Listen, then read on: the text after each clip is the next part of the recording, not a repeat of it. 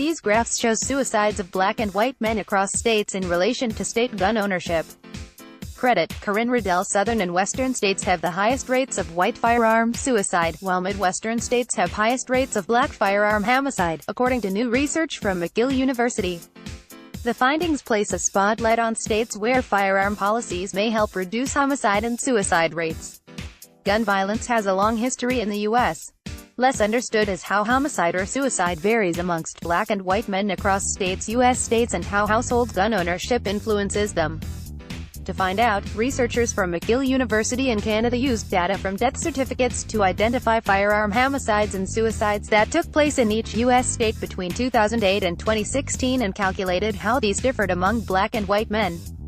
Corinne Riddell, a postdoctoral fellow in the Department of Epidemiology, Biostatistics and Occupational Health, and her colleagues, also wondered if U.S. states with higher rates of gun ownership also have more gun violence. To do so, they used their data to investigate the relationship between homicide, suicide rates and state household gun ownership for both groups. Rates of gun ownership associate to suicide, homicide among white men. Their results, published in a forthcoming study in the Annals of Internal Medicine, describe a complex relationship between suicide and homicide rates, race and levels of state gun ownership.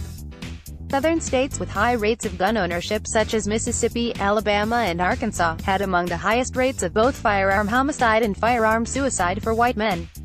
On the other hand, states with less gun ownership, Massachusetts, New Jersey, Rhode Island, Connecticut, and New York, had the lowest rates of both homicide and suicide. These graphs show homicide rates of white and black men in relation to state gun ownership. Credit: Corinne Riddell. Looking at these numbers by state offers an interesting perspective, says Jay Kaufman, professor in the Department of Epidemiology, Biostatistics and Occupational Health in McGill's Faculty of Medicine and senior author of the new study. For white men, higher rates of gun ownership seem to be strongly associated with higher rates of suicide and homicide, large disparities in black homicides from state to state. In contrast, the researchers found only a modest association between rates of firearm homicide and firearm suicide for black men. Whereas northeastern states with low gun ownership also had the lowest rates of black firearm suicide, Corinne Riddell points out that states with medium to high rates of gun ownership had both high and low rates of homicide. In a state like Michigan, which has relatively high gun ownership, black men experienced 49 firearm homicides per 100,000, whereas in a state like Texas, which also has relatively high gun ownership, the figure was 18, explains Riddell. This suggests that different factors may influence rates of firearm homicide for black and white men from state to state. Nationwide one-size-fits-all gun control legislation might not be sufficient to eliminate racial disparities in firearm violence, said Riddell. Prior studies have shown that, in the U.S., black men are 10 times more likely to be killed by someone else, and 80% of these homicides occur with firearms.